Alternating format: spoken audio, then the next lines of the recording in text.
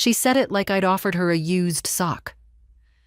"We don't do homemade gifts, Mabel," Beth said, lifting the soft wrapped bundle from the box like it was something contagious. "It's just not our thing." She smiled. That tight, polite smile she saves for waiters who forget the lemon slice in her water. Then turned to my son. "Right, Tom." And Tom, my only son, the boy I raised through snowstorms and layoffs and his father's slow death, looked down into his wine glass and said nothing. I didn't say anything either. I just nodded and tucked my hands under the table so no one would see how they trembled. They always tremble a little now, especially in the cold. And that morning, when I wrapped those sweaters, 6 of them, one for each family member, even Beth, my fingers ached so badly I had to take breaks between the stitches. But I did it. I always do it. Every Christmas, every birthday. It's what I have. That night, I stayed just long enough to help Rebecca, my granddaughter, clear the dessert plates. She hugged me when I left. That quiet kind of hug you give when you know the person needs it, but might be too proud to say so. She's 16 now, still sweet, but watching the world sharpen her edges. When I got home, I set the box of unopened gifts on my kitchen table. The wrapping paper I'd chosen was silver with tiny blue snowflakes. Simple, but elegant. I'd tied each with navy ribbon. I sat there for a long time just looking at them, the neat little row of packages.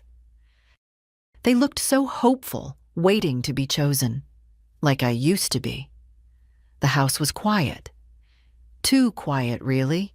No hum of the dishwasher, no voice from the TV in the corner, just me and the radiator ticking as it struggled against the December cold. I made myself a cup of weak tea, wrapped a shawl around my shoulders, and thought about what Beth had said. We don't do homemade gifts. When did that happen? When did things start needing price tags to be worthy? I looked down at my hands, the veins like rivers, the skin thin and freckled with age. These hands held my baby through the nights when he had croup. These hands buried my husband. These hands cleaned houses, cooked meals, paid bills, knit scarves when there was no money for store-bought.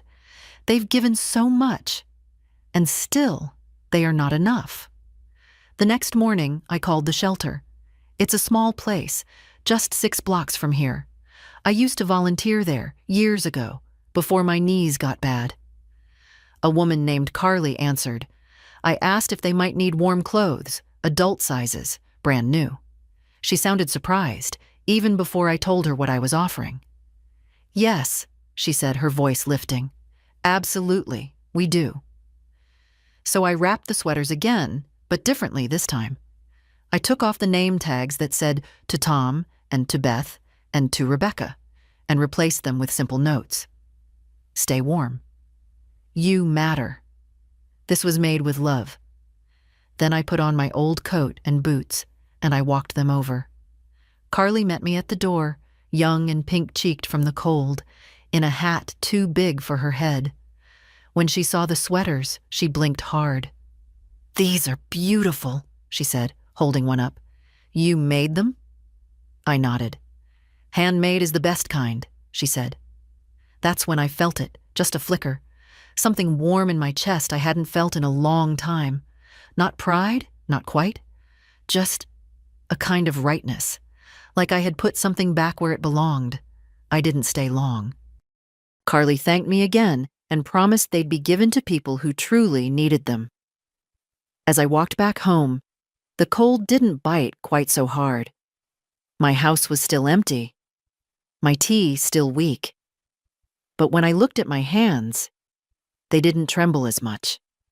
And for the first time that Christmas, I didn't feel unwanted, just unseen. And that I could work with. The shelter smelled like strong coffee and old wood, familiar in a way that tugged at me, like the scent of my childhood schoolhouse or the back room at church where the women used to sort donated clothes. Carly led me inside, careful to take the bag from my arms before I could insist on carrying it myself.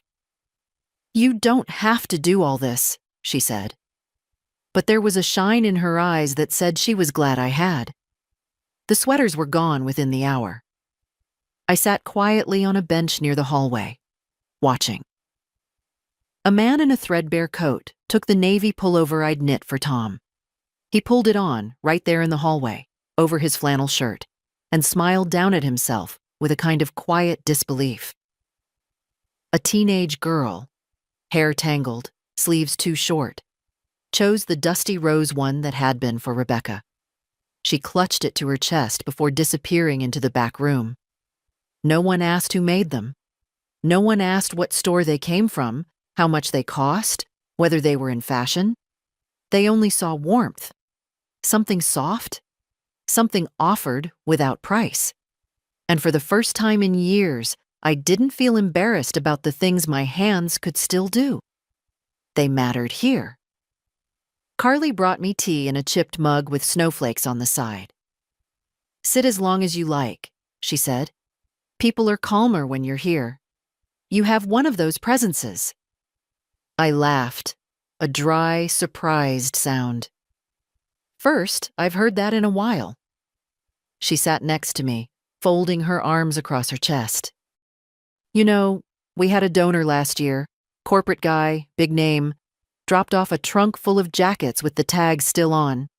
And they were appreciated, don't get me wrong. But the people here, they gravitated to the hand-knit scarves, the handmade mittens. It's like they could feel the care in them, like it soaked in through the wool." I looked at her, and something pinched at my throat. "Do you think people can tell?" I asked. "When something's been made with not just hands, but with intention?" Carly didn't hesitate. "Absolutely. Every stitch says, 'I thought of you,' even if you never met." She stood then, off to help a man struggling with his zipper. I stayed on the bench, hands around the warm mug, watching as the small, invisible miracles of kindness moved through the room. Later, when I got home, my house felt a little less hollow. I made soup from scratch, just for myself, and ate it by the window with no TV on, no radio buzzing. Just silence. The honest kind, not the lonely one. I thought about that man in the navy sweater, about the way he had looked at himself, hands brushing down the sleeves like he was surprised he deserved to feel warm. Tom hadn't touched his gift. Neither had Beth. Not even Rebecca, though I think she would have, if her mother hadn't stopped her. A knock at the door pulled me out of my thoughts. I wasn't expecting anyone. When I opened it, Rebecca was standing there in her school jacket, her cheeks flushed, her breath fogging in the air. "I went back for the sweater," she said, "but it was gone." I blinked. "Sweetheart, what?" "I saw the wrapping paper in the trash. The ribbon, too. I recognized it." She looked down at her hands, fidgeting with the strap of her backpack. "So I went to your house. Just to say, I'm sorry." Something inside me softened and hurt all at once. "You don't have to apologize, darling. It's not your fault." No. But I didn't say anything when Mom said that stuff. I wanted to, but... "You're 16, I interrupted gently. "You're not supposed to carry all that yet." She looked at me then, her eyes so full of love and guilt and confusion that I had to reach out and hug her. She folded into my arms like she used to when she was small. "I loved that sweater," she whispered. "I wish I'd taken it when you handed it to me." I smiled. "There'll be more, I promise." She didn't stay long. Homework, curfew, but she left with a container of soup and one of my old scarves, not wrapped, not labeled, just warm. After she left, I stood in my front room for a long time. My hands were still. My heart was not. Maybe this was how it would begin. not with grand gestures or confrontations, but with one girl who still remembered how to be kind. One stitch at a time. The first thing I ever knit was crooked. It was a scarf, more lumpy than long, the yarn too tight in some places and loose in others. I was 9. My mother had given me the needles to keep my hands busy during the long winter evenings when the power flickered and we huddled by the stove. "You won't get it perfect," she said, her fingers flying through her own row of stitches, "but you'll get it done." She was right. I did. Crooked or not, it kept my neck warm through 2 winters and made me feel like I'd made something that mattered. I hadn't thought about that scarf in years, not until the night after Rebecca came by. I found myself in the attic, rummaging through old boxes, the kind you keep moving from house to house but never open. There it was, folded between a school notebook and an old photo of my parents. The scarf looked even smaller than I remembered. Faded now, soft from time, its edges frayed. But when I touched it, the feeling came rushing back. That mix of pride and clumsiness, the joy of making something with my own 2 hands. That scarf led to dozens more. I knit my first hat when I was 12, socks by 15. Sweaters came later, once I was married and expecting Tom. There's a photograph of him, only 6 months old, wrapped in a tiny green pullover with wooden buttons. I made it during the long nights when sleep wouldn't come and my ankles swelled like balloons. It was the only thing I could control back then, the loops and rows, the rhythm of it. Life kept moving whether I was ready or not, but knitting moved at my pace. When my husband lost his job at the steel plant in '78, we barely scraped by. I knit gifts because we had no money for anything else. I remember Tom asking once why his toys didn't come in boxes like the ones his friends had. "Because ours come with love inside," I told him. He believed it then. At 5, he still held my hand when we crossed the street and made me birthday cards with stick figures and hearts. Somewhere along the way, those hands stopped reaching for mine. It's strange. You spend so much of your life giving, not because anyone asked, but because it's what you do.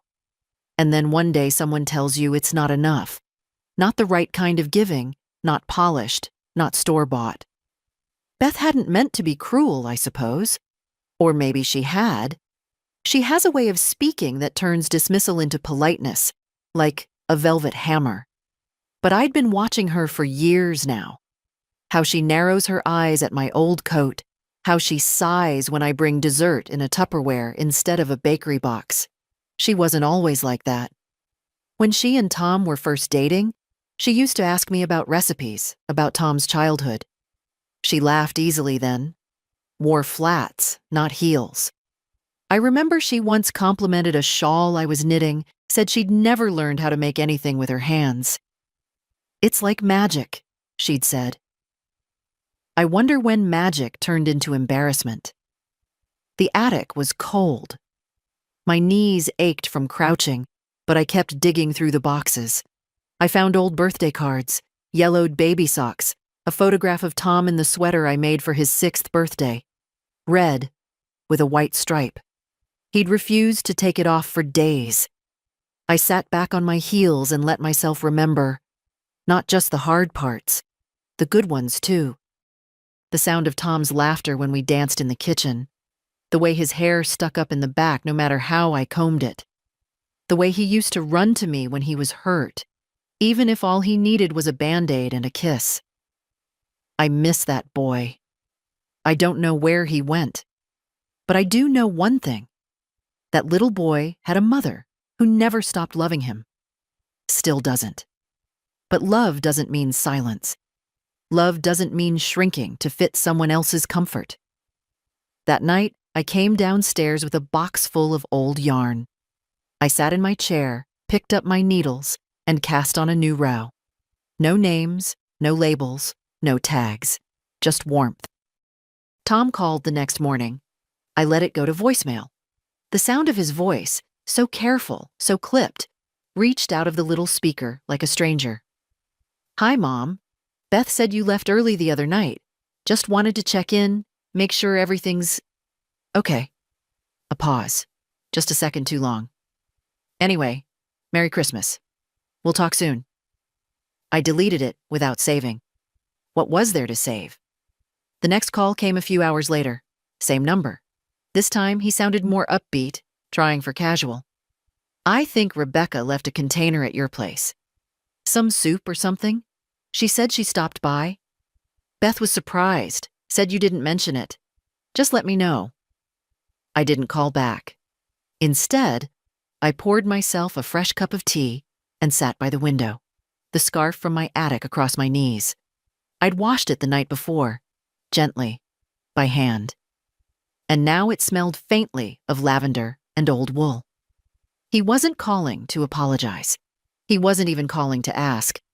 He was checking, reporting, making sure his wife's version of events matched mine. Beth had always been like that, quietly territorial.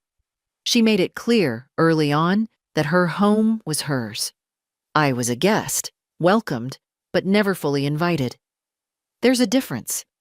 For years, I told myself it was fine, that it didn't matter whether I was asked to bring dessert or just tolerated, that it was enough to be near my son, near Rebecca. But the truth is, tolerance is a poor substitute for love. And now, at nearly 80, I've run out of patience for pretending otherwise. The phone rang again around 5. I didn't answer. Later, I checked the message. "Mom, I don't know what's going on. Beth said you seemed upset, and now you're not answering. I really don't want this to turn into something it doesn't need to be. Can you just call me back? Something it doesn't need to be." He still doesn't get it. This isn't about sweaters. It's not about the gifts. It's about the years. The slow erosion of respect, of affection. The way I've been shrinking myself so long to fit into their lives that I barely recognize my own. After dinner, I sat at the small table near the back window and pulled out an old notepad. I started making a list, not of grievances, not of complaints, but of all the things I've done quietly, the things no one thanks you for, the forgotten kindnesses. I wrote, paid for their down payment, gave Beth my mother's ring when she got engaged, babysat Rebecca for 4 straight weekends when Beth's sister was sick, never said no when they asked for help, even when I had to shuffle bills to make it work, drove an hour with Soup when Tom had the flu and Beth was away on business, never told Rebecca about the time they considered sending her to a different school to save money. The list went on. 3 pages before I stopped. My hand was tired. And yet somehow I was still the one made to feel like an inconvenience. The phone didn't ring again that night. Instead, the silence settled, thick and cold, around my little house. I stood up, wrapped the scarf around my neck, that crooked, imperfect first attempt, and walked to the front door. Outside, the snow had started to fall again. Fine, quiet flakes. I walked to the curb and looked up and down the street. Lights blinked in windows. Shadows moved behind curtains. Families together. Laughter from somewhere down the block. I wasn't angry. Not in the way Tom probably feared. I was something slower, sadder, steadier, resigned, maybe. But underneath that, something else had started to take root. Resolve, not to punish, not to withdraw, just to stop asking for scraps. It wasn't sudden, the forgetting. It never is. It starts in small ways. A missed birthday call, a rushed dinner, a holiday where you're asked to bring something light, nothing that takes effort. And you smile, and you nod, and you swallow the lump because you don't want to seem needy. Because needing, after a certain age, becomes inconvenient. I sat that morning by the kitchen window with my tea gone cold, watching the postman shuffle through the snow. He waved. A young man with a kind smile and a red cap pulled too low, and I waved back. A small thing, but it steadied me. No mail, not that day. Beth sends digital cards now. Eco-conscious, she says. But I remember the last real card she gave me. 7 years ago, maybe 8. With pre-printed text and a tiny scrawl of her name underneath. No message. No warmth. As if her presence alone should be enough. I once believed that if I just kept giving, they'd see me. That if I made myself helpful, quiet, generous, if I never complained, never argued, never made them uncomfortable, then maybe one day they'd look at me with the kind of softness I used to see in Tom's eyes when he was little. But kindness without boundaries turns into something else. Something brittle. Something people stop noticing. That afternoon, I pulled out the small wooden box I kept in the back of my bedroom drawer. Inside were old receipts, notes, a few crumpled photographs. Proof of a life spent in service of other people's needs. There was the check stub from when Tom and Beth bought their first car. I'd loaned them $3,000. Just for a couple months, they said. I never asked for it back. I didn't want to embarrass them. There was a note from Tom, written in messy teenage scrawl, thanking me for being the best mom in the universe. He must have been 10. I kept it all this time. I held it to my chest, just for a moment. When did I become a transaction to him? A line in his family's budget? Beth talks about boundaries often, how it's healthy to have them. But boundaries, it seems, only go one way in their house. I was expected to give, to show up, to contribute, but not to speak, not to disagree, not to need anything in return. When I gave Beth my mother's engagement ring, she didn't say thank you. She said, "It's a bit small. I'll get it reset." That was the beginning, I think, or maybe the end. I'm not sure anymore, but I remember the silence that followed. The way Tom didn't speak up. The way I laughed it off, too embarrassed to let the hurt show. I told myself then that it didn't matter, that the ring was just a thing. But it wasn't. It was the last piece of my mother I had, and I gave it to her thinking it would mean something. It didn't. The next morning, I called the bank. The woman on the line was polite, patient. I told her I wanted to review the automatic transfers from my account. Just a routine check, I said. But my voice shook, and I think she heard it. It wasn't just about the money. It was about drawing a line. One small, firm step toward reclaiming the space I used to live in. Not as their ATM, not as their silent witness, but as someone with a spine. I made a list. Stop the monthly transfer to Tom's joint account.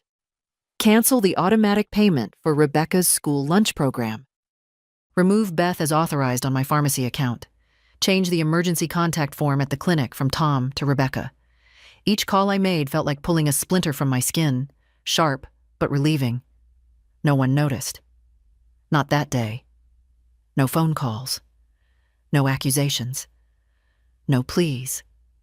Just silence. But this time, it felt different. This time, it felt earned. Rebecca showed up just after lunch, cheeks flushed from the cold, her dark hair wet with melting snow. "I brought cookies," she said, holding up a paper bag with a shy smile. "Store-bought. Don't judge me." I laughed, the sound rougher than I remembered. "I don't judge. I just bake better." She grinned and followed me inside, kicking off her boots by the door like she'd done since she was little. Back then, she used to carry a stuffed elephant everywhere and ask questions faster than I could answer them. Now she was taller, sharper, with that same searching gaze, like she was always trying to find what wasn't being said. "I know something happened," she said, once we sat down at the table. "You don't have to tell me if you don't want to. But I know." I poured tea into 2 mismatched cups. "Your mother didn't like the sweaters," I said simply. "I know," Rebecca replied. "I mean, she said something after you left, about setting expectations, and how she didn't want homemade stuff cluttering up the holidays."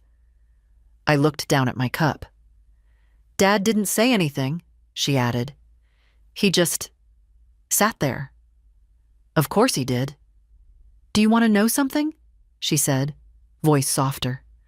"That blue sweater, the one with the tiny cable pattern down the sleeves, that was the nicest thing I've gotten in years."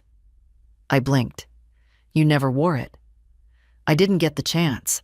Mom made me give it back before I even opened it properly. Said it was too much."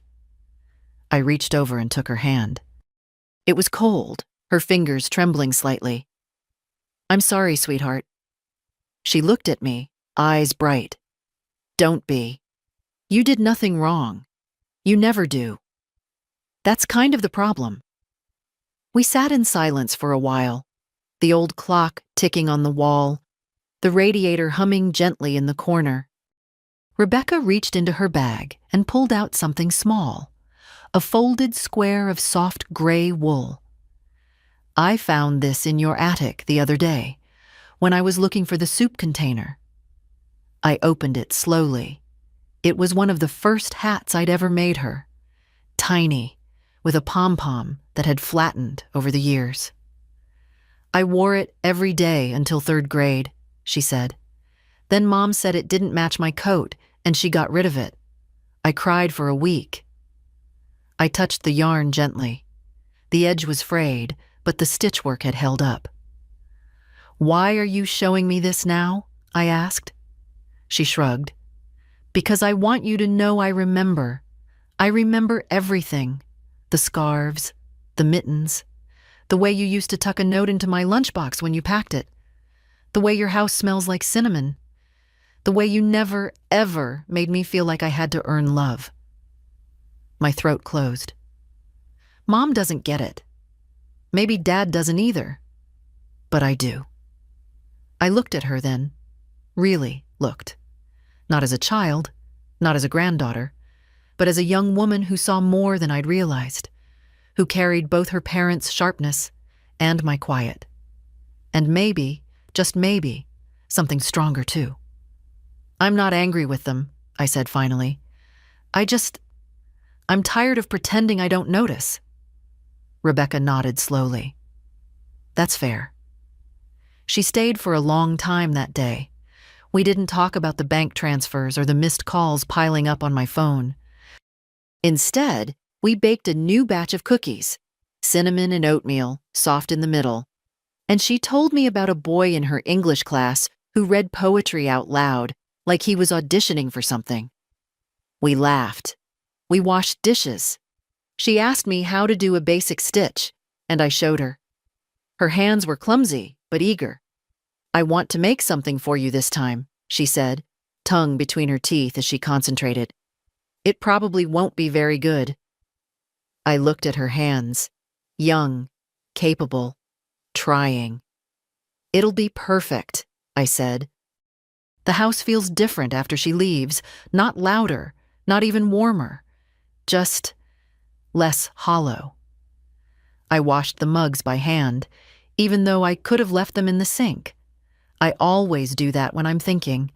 Clean something, fold something, keep my hands moving so my mind doesn't get too loud. There's a box under my bed I haven't opened in years. I slide it out that evening. It still smells faintly of cedar and thyme. Inside are old letters from Daniel, my husband, written on yellowing paper with his neat, looping handwriting. He was never much of a talker in person. But on paper, he was tender, almost poetic. I unfold the first one. It's dated 1968, the year after Tom was born. "Mabel, I know the baby's been keeping you up, and I know I've been short with you lately. I'm sorry for that. I'm just tired and scared, and sometimes I forget how lucky I am to have you. This morning, I saw you holding him, the way your face looked, and it reminded me why I married you. You make a hard life softer. Love, D. I read it twice, then 3 more times. He never spoke like that out loud, not even close. But those letters, a stack of maybe 2 dozen, are full of that quiet, fierce devotion I remember most in his silences. I pull out another, dated during his hospital stay. Mabel, don't worry about the bills. Don't worry about Tom. Just promise me one thing. When I go, don't let them take all of you with me. You still have a whole life, and it doesn't belong to anyone else. Use it. All of it. Even the soft parts. Especially the soft parts. D. I hadn't remembered that line. Not exactly. But now it burned in my chest. Even the soft parts. That's the part they've tried to rub off me all these years. The softness.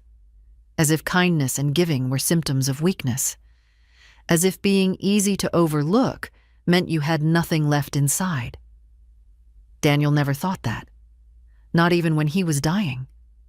Not even when I cried beside his bed, clutching his hand because I didn't know what else to do. He squeezed my fingers then and said, "Still here. That's the good part." After he passed, people stopped saying his name. That's what they do, isn't it? As if death is contagious. As if saying Daniel might bring your own end closer. But I say it. Sometimes out loud. Sometimes just in my head when I water the garden or mend something by hand. His toothbrush is still in the cabinet. His flannel shirt still hangs in the back of the closet. Grief is strange like that. Soft and heavy, with no expiration date. I set the letters carefully back in the box, then push it under the bed again. Not to hide it.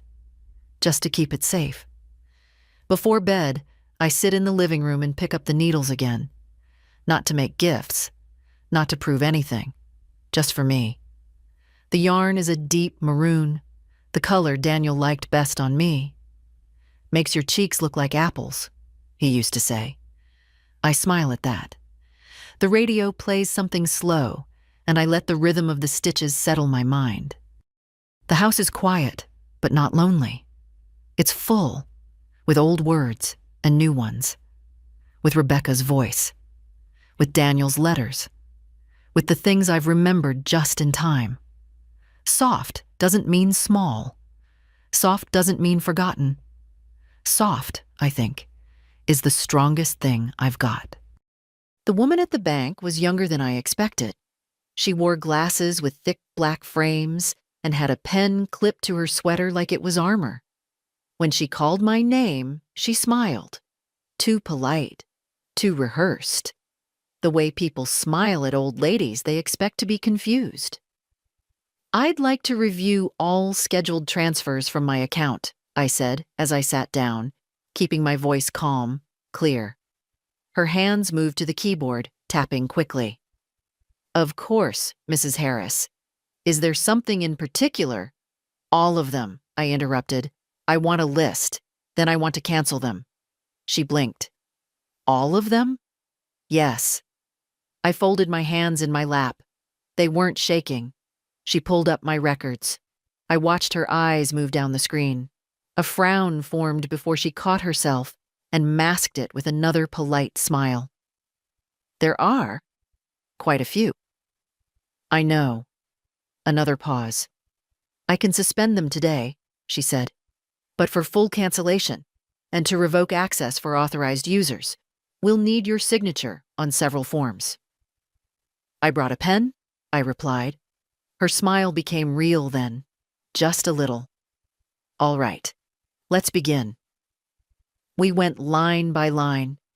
The mortgage payment Tom had set up in my name after refinancing his second home, gone. The automatic contributions to Rebecca's school account, even though she now worked part-time, gone. The utility bill tied to their lake house, the one they claimed was family shared, gone. There were 16 in total. 16 quiet little ties I had allowed them to knot around me over the years.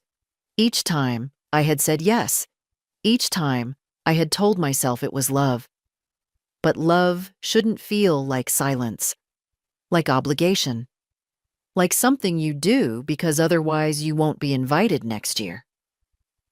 By the time we finished, the air felt clearer. "Is there anything else I can help you with, Mrs. Harris?" the woman asked. "Yes," I said. "I'd like to remove my son from my emergency contact information. Replace him with my granddaughter." She nodded, typing again. "Are you sure?" she asked gently. "I'm sure," I said. And I was. The moment I stepped outside, the cold hit my face like a second wind. The sky was pale, the wind sharp. But I walked slowly to the bus stop, head held higher than it had been in years. Back home, the answering machine was blinking. 2 messages, both from Tom. I played them. "Mom, I just saw some alerts from the bank. Something's wrong. Call me." Beep. "Seriously, Mom, what's going on? Beth says you've been acting strange. We need to talk, please." I didn't call him back. I didn't need to. He'd feel it, not the money. That could be replaced. But the shift, the space where my silence used to be, was now something firmer, less yielding. Something they couldn't step over anymore. That evening, I sat down and wrote a note. Not to Tom, not to Beth. To Rebecca. "Dear Rebecca, if something changes in the weeks ahead, I want you to understand why. You didn't do anything wrong. In fact, you reminded me what it means to feel seen. That alone is more than I can say for most people. I've spent too long confusing love with sacrifice. Too long letting myself believe that quietness was the same as peace. It's not. There's more to come. I'm not done yet. Love, Grandma." I folded the letter and placed it inside a small envelope. Tucked it into my top drawer, beneath the lavender sachet she gave me 2 birthdays ago. I wasn't afraid anymore. Carly met me at the shelter door with red cheeks and a fleece vest zipped to her chin. "Mabel," she beamed, "you came back." "I said I would," I replied, stepping into the warm hallway. The smell of coffee and dryer sheets filled the air. Familiar, grounded. "I brought a few things," I added. "Mostly yarn, some extra socks, a few scarves." She took the bag from me gently. "You didn't have to." But I wanted to. The front lounge was busy, but quiet. A boy about 10 sat curled in a chair reading a comic book, his coat several sizes too big. Nearby, a woman dozed in a corner with her head against the window, her breath fogging the glass. "Come sit," Carly said. "I'll make you some tea." She brought me to a back room I hadn't seen before. It looked like an office, and a break room had collided. Old file cabinets, a kettle, boxes of donated goods. A radio hummed softly in the background. "You have a calm about you," Carly said, pouring hot water into mismatched mugs. "The others feel it too. You'd be surprised how people change just by having someone sit beside them who doesn't flinch." I smiled. "I'm too old to flinch." She laughed. "That might be it." We sat in a kind silence for a while, sipping our tea. "You remind me of someone," she said eventually. "My grandmother. She raised me when my mom wasn't around. She knit, too, all the time. Couldn't sit without her needles moving. She sounds like she was someone." She was everything. She died before I could tell her that properly. Carly stirred her tea, then set the spoon down. "Anyway, when I saw those sweaters the other day, I don't know, something clicked. I didn't say anything, just listened. There's something sacred about it," she continued, "about taking time, real time, to make something for a stranger. Not because they earned it, not because they'll post about it or give you anything back. Just because they exist. That's rare, Mabel." I looked down at my hands, the same hands I'd once thought were becoming invisible. Carly saw them. She saw what they could do. I was thinking, she added, maybe you'd like to come by more regularly. Not just with things, but with yourself. We have people who knit here, but they don't really know what they're doing. We could use someone who does. Someone like you. I stared at the chipped mug in my hands. For a moment, I imagined it. A small table, maybe, in a quiet corner of the shelter. A few chairs. A ball of yarn rolling across the floor.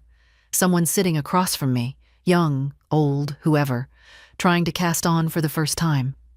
I'd like that, I said. And I meant it. Later, before I left, Carly walked me out to the front. The boy with the oversized coat had fallen asleep, his comic book still open on his lap. He asked if he could keep the scarf, she whispered. The blue one. I told him it was his. That was the one I made for Rebecca. Carly looked at me. Then maybe it found the right home after all? I stood there for a long time after she went back inside, watching the snow fall over the empty street. No cars, no chatter. Just the kind of quiet that doesn't press down on you, but lifts something. For so long, I had stitched my worth into other people's comfort. Now I was stitching something else. Belonging, not borrowed, not begged for, but built. Loop by loop. It was the coat that gave her away. I was walking out of the corner store, a loaf of bread under my arm, when I saw her. Janine Forrester. Same auburn bob, same quick steps, same navy wool coat she'd worn since we were both still trying to impress our husbands. Janine, I called. She turned, squinting against the sun. Mabel? Mabel Harris? Well, I'll be damned. She walked toward me with arms open, and that same sly smile that always made me feel like we were in on a secret no one else knew. We hadn't spoken in, 10 years? Her husband died the same year Daniel did. After that, we drifted, as people do. A few cards, the odd run-in, but mostly just the passage of time, smooth and steady like riverstones. Still on Linden? She asked. I nodded. Still baking enough for an army? I laughed. Only half an army these days. We stood on the sidewalk like time hadn't touched us, but it had, of course. Her laugh lines were deeper, her eyes a little softer.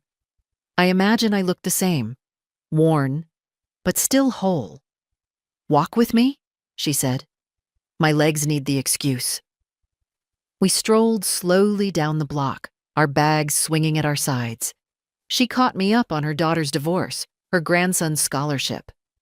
I told her about Rebecca, the shelter, the knitting. When I mentioned Tom and Beth, her mouth tightened. I always thought she was a bit brittle, she said carefully. Like thin ice, I replied. Pretty until it breaks. Janine looked at me then. Really looked. What finally did it? She asked. I knew what she meant. I shrugged. A sweater. She raised an eyebrow. I told her, piece by piece. Not everything. Not the bank calls, not the letters under my bed, but enough. The dismissal, the silence, the slow erosion of something I'd thought was love. When I finished, she exhaled. You know, she said, when Gary died, I spent a year thinking I was too angry, too bitter. I kept trying to soften it, to be pleasant. Until one day, I realized I didn't owe anyone softness that hurt me to give. I stopped walking. What did you do? I stopped picking up the phone when I didn't want to. I stopped showing up where I wasn't valued. And I started remembering who I was before I started trimming myself down to fit into other people's houses. We stood there, just two old women in the winter sun, carrying bread and history. You always were stronger than you let on, she said. I had to be, I answered. It just took me too long to admit it. We said our goodbyes at the corner, promising to meet for coffee soon, and this time, meaning it. Back home, I put the bread on the counter and poured myself a glass of water. Then I looked around the house. The curtains I'd hemmed myself, the framed photo of Tom as a boy, the little cross-stitch Daniel made me try once. The life I'd filled with giving. It wasn't that I regretted the giving, only the way it had gone unseen. Now it would be different. Not because I was angry, but because I'd finally remembered how to stand. Beth's message came the next morning. I hadn't spoken to either of them in over a week. Just silence, long, indulgent silence. The kind people think will make you come crawling back. But I'd learned something in that quiet. I didn't miss them. I missed who I thought they were. Her text was short, clipped. "Hi, Mabel. I think we may have gotten off on the wrong foot at Christmas. I didn't mean to offend you. Would love to talk. Maybe clear the air. Let me know when you're free. Not, I'm sorry. Not I was wrong. Just, we may have, and didn't mean." I stared at the screen for a long time. Then I put the kettle on. By the time the water boiled, another message came. "Tom says the bank reversed a few payments. We're a bit confused. Maybe there's a misunderstanding there too. Anyway, it's the holidays. No need for tension." There it was. The real reason. I didn't respond. Later that afternoon, she called. I answered, because sometimes silence isn't power, it's permission. "Hi, Mabel," she said. Her voice was light, falsely bright, like she'd practiced it. I wasn't sure if texting was okay, so I thought I'd just call. I said. A pause. "I hope you're doing all right. We've all just been so busy. You know how it is." "Not really," I replied. She laughed awkwardly. "Well, I mean, with the kids and the job and everything." "What do you want, Beth?" More silence. Then, "I think there's been some confusion with the accounts. Tom noticed some changes and, well, he thought maybe it was a mistake. It wasn't." "I see." Another pause. "Well, I suppose we just wanted to make sure everything's okay. With you. Emotionally." I almost laughed. "Emotionally," I repeated. "Yes," she said, voice tightening. "I think it's fair to say things got a bit emotional over the gifts, and I may not have chosen my words very well." "No," I said. "You chose them very well. You said exactly what you meant. You always do." She took a breath. I could hear her trying to find a new tone, something softer, maybe even gracious. "Well," she said, "if there's anything we can do to ease the tension." "There is," I interrupted. "Stop pretending this is about confusion, or misunderstandings, or my feelings. It's not. It's about you being embarrassed by the woman who raised your husband, and Tom being too spineless to stop you." "Mabel." I'm not finished. The steel in my voice surprised even me. I gave until it hurt. I bent until I almost disappeared. I paid for things you never even thanked me for. And all I asked in return was a little kindness. You couldn't manage that. So now, no. You don't get the sweaters. You don't get the checks. You don't get the easy version of me. Beth was silent. "Does Tom know you're calling?" I asked. Another pause. Then quietly, "He's sitting right here." "Then tell him I said this. The well is closed. If you want water, dig your own." I ended the call. Then I set the phone down and took a long breath. The house around me was quiet, but the air felt different. Lighter. Like a window had opened somewhere inside me. They wanted peace, but only the kind that came from me staying small. Not anymore. The lawyer's office hadn't changed in 20 years.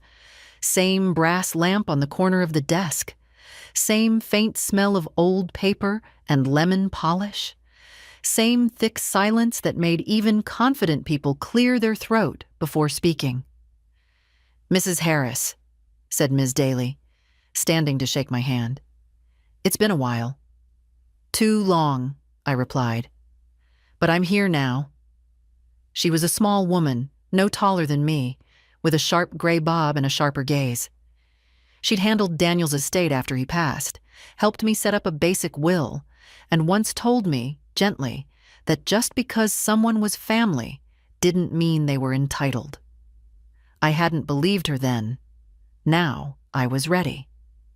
I want to update my will, I said, sitting down, and set up a trust. Ms. Daly nodded, already reaching for a notepad. Do you want to walk me through the changes? I took out a folded sheet of paper from my purse. These are the things I want removed or redirected. She read it quietly. After a moment, she looked up. Are you certain? As certain as I was when I let them walk all over me for 20 years. Which is to say, more than I've ever been. We went through the assets slowly. The house, still fully in my name. The retirement account, comfortable but modest. The savings account that used to feed their mortgage and Rebecca's tuition, and even Beth's business expenses, all redirected now. To whom will the trust be assigned? Ms. Daly asked. My granddaughter, Rebecca. And the rest? What's not in the trust? I want divided between two organizations, the women's shelter and the food pantry. No allocations to your son or his wife? None. Not out of revenge, not out of anger, but out of something simpler. They hadn't earned it. Not my name, not my legacy, not my last gift. We spent the next hour going over the documents. I signed each one without hesitation. When we finished, she leaned back and studied me. You know, I see a lot of people come through here full of regret. They want to do the right thing, but they're afraid it'll cause waves. It will cause waves, I said. But I've spent too long drowning quietly. I think a few waves are overdue. Ms. Daly smiled. Then let's make it official. She printed everything while I waited in the lobby. The assistant offered me water, but I declined. I was full, not of food, not of fear, but of a calm I hadn't felt in decades. By the time I left, the sun had come out. A thin winter sun, yes, but bright all the same. I stopped at the shelter on the way home, dropping off another bag of yarn, some socks, and a tin of cookies I'd baked that morning. Carly wasn't in, but I left a note tucked in the tin, for the ones who remember what it means to be warm and who never make others beg for it. Back home, I opened the curtains wide and let the sun spill across the floor. My phone sat on the table. 2 missed calls from Tom. 1 from an unknown number, no voicemail, no message. Just silence again. But this time, it wasn't theirs. It was mine. He showed up on a Tuesday. No warning, no text. Just a knock on the door. Firm, familiar, and entirely unwelcome. I didn't hurry. Let him wait. When I opened it, Tom stood there with his hands in his coat pockets, his shoulders hunched against the cold. Can I come in? He asked. I stepped aside, wordless. He walked in like he'd forgotten how small my house was. His eyes swept the room, maybe expecting to find a suitcase by the door or photos missing from the shelves. I said nothing, just waited. He sat on the edge of the armchair like it might bite. I didn't come here to fight, he said. I want to understand. Good, I said, because I'm tired of explaining. He blinked, caught off guard. I didn't raise my voice. I didn't need to. The truth didn't require volume. I got a call from Ms. Daly, he said, about the will, about the trust. I nodded once. Why? He asked. After everything we've done together, after all these years. Exactly, I said. After all these years. He shook his head, his voice rising. So you're just cutting us out? Giving everything away to strangers? To shelters?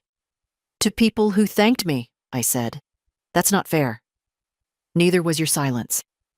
He looked at me then, not angry, not pleading, just stunned. You could have talked to me, he said. You could have told me you felt this way. I did, I said quietly. In 1,000 little ways. In sweaters. In checks. In waiting at your door with a pie while Beth pretended not to see me. He didn't speak.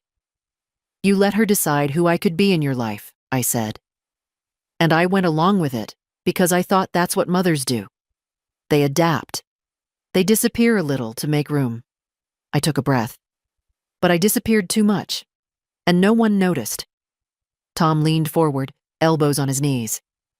I'm sorry. I looked at him, my son, my once little boy, and I saw it. Not malice, not cruelty, just weakness. A softness in the wrong places. A man who'd learned to keep the peace by letting it cost other people everything. I don't need an apology, I said. I need space. So that's it? He asked. You're done with us? I'm done pretending you didn't choose her comfort over my presence. I'm done financing a relationship that made me feel small. He rubbed a hand over his face. Beth is complicated. She's not my complication anymore. Tom stood then, pacing the small room. Rebecca's caught in the middle of this. She's not. She's the only one who saw me. And when people find out? What do I tell them? That your mother stopped shrinking. He opened his mouth, closed it again. At the door, he paused. You really gave it all away? I gave it where it would grow. He looked like he wanted to say something else. Maybe 10 different things. But in the end, he just nodded and stepped out into the cold. I closed the door behind him, gently. There was no slam, no bitterness. Just the quiet click of a boundary held. The snow had stopped by morning. Thin sunlight stretched across the sidewalk, catching on the icicles under the eaves. I pulled on my coat.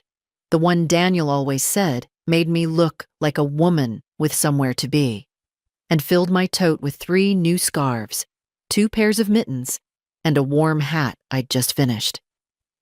At the shelter, the lobby buzzed with quiet energy. Children chattered in the hallway, a woman hummed softly near the coffee pot, and Carly waved at me from behind a stack of donation forms. Mabel, she said, coming out to meet me. I was hoping we'd see you today. It's Christmas morning, I said. Where else would I be? We brought the bundle to the front room. A tree stood in the corner, half the ornaments made of paper and pipe cleaners. A little boy with big eyes handed me a card. His name was Jonah. He had drawn a sweater and written, "Thank you," in crooked red letters. My heart clenched in that soft, aching way joy sometimes arrives. Carly led me into the common room where a few volunteers had gathered. Someone had set up a table with hot cocoa, and on the couch, 2 teenage girls were trading gloves like secrets. I handed out what I'd brought. No tags, no labels, just warmth. They didn't ask who I was. They just smiled, said thank you, and pulled the scarves close around their necks like they'd been waiting all year for something to belong to them. Later, someone began reading poems aloud. Then a boy recited a story, his voice shaky but proud. One of the volunteers passed out paper and crayons, and a girl named Sophie asked if I could teach her to knit. I don't have a grandma, she said, but I like how you talk. I taught her the basic stitch, her small fingers clumsy but determined. She bit her lip in concentration, and I saw in her the same stubbornness Rebecca had shown weeks earlier, wrapped in soft effort. You'll get it, I told her. It just takes patience. She grinned. You have a lot of that. I didn't used to, I said. Carly sat beside me later, a plate of cookies in her hand. We don't get many people like you. Old? I teased. No, she smiled. Steady, the kind that makes everyone else breathe easier. I didn't know what to say. So I just sat there, listening to the room, the laughter, the rustle of coats, the soft hum of people who were no longer trying to survive the day, but live it. I thought about all the years I'd spent making things for people who barely looked up. All the times I'd handed over pieces of myself wrapped in ribbon, hoping for a thank you, or even just a glance. Now, here, no one asked me to prove my usefulness. I wasn't a favor. I wasn't an obligation. I was someone who made things warm. That was enough. Before I left, Sophie handed me her drawing. A crooked scarf, a woman with big hands and silver hair, and a heart in the corner. "I'm going to make one just like yours," she said. "You already are," I whispered. Outside, the sun had climbed higher. The sidewalk sparkled. I walked home slowly, the cold brushing my cheeks, the card from Jonah tucked into my coat pocket like a secret. When I reached my door, I didn't go in right away. I stood there, looking out at the quiet street. No calls, no messages, no drama, just peace. Not the peace of being ignored, but the kind that comes when you finally decide you are not for sale. The letter came on New Year's Eve. Thick envelope, cream-colored paper, no return address. But I recognized Beth's handwriting right away. Tight, deliberate, too neat to be warm. I didn't open it right away. Instead, I made myself tea, sliced the last piece of cranberry bread, and sat in my chair by the window as the light shifted across the floor. The trees outside stood bare and quiet, like they, too, were waiting. When I finally opened the envelope, 2 pages slid out. Beth's tone was careful, measured, almost sterile. She apologized, not in the way that matters, but the way that checks a box. "I'm sorry if I made you feel... It wasn't my intention to. This year has been stressful for everyone." I read it once, then again, just to be sure. Not a single line said, "I was wrong." She wanted reconciliation, she said, for the sake of family, for Rebecca, for Tom's peace of mind. She even wrote that handmade gifts have value too, as if she were offering a concession. Not an understanding, just a ceasefire. I folded the letter and set it aside. Then I took out a sheet of my own stationery. I didn't write back with anger, or hurt, or judgment. Just truth. "Beth, I've come to learn that silence isn't the same as peace, that accommodating someone's comfort shouldn't require me to erase my own worth. I spent many years giving generously, not because I expected praise, but because I believed in love that showed up without keeping score. But love, when dismissed or devalued long enough, begins to rot, quietly, until there's nothing left but the echo of what you meant to someone who never truly saw you. I'm done giving where I am not welcome. I wish you health. I wish you clarity. I wish you, one day, the strength to offer the kind of softness you seem to fear. Mabel." I sealed the letter, placed it in an envelope, and walked it to the post box just before dusk. The air was sharp, the kind that stings your lungs in the first breath, but it felt clean, like exhaling something old. Back home, I turned off the lights and lit the candle Rebecca had given me. Lavender and cedar, soft and earthy. The flame flickered gently, casting long shadows across the walls. She was coming over tomorrow. Just her. We were going to bake cinnamon rolls, start a new scarf, and maybe, if she was feeling brave, talk about the things that mattered most. Who she wanted to be. What kind of woman she hoped to grow into. What kind of love she'd be willing to demand. I'd tell her everything I'd learned too late. That dignity doesn't come from being liked.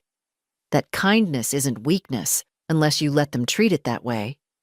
That soft women carry whole generations on their backs and are rarely thanked for it.